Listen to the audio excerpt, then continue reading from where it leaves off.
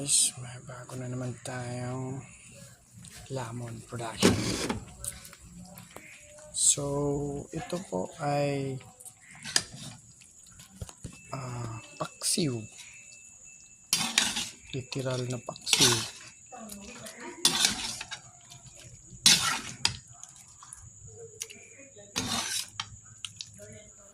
Mga frozen na lechon. Ganyan. Hindi ko na inano yung details ng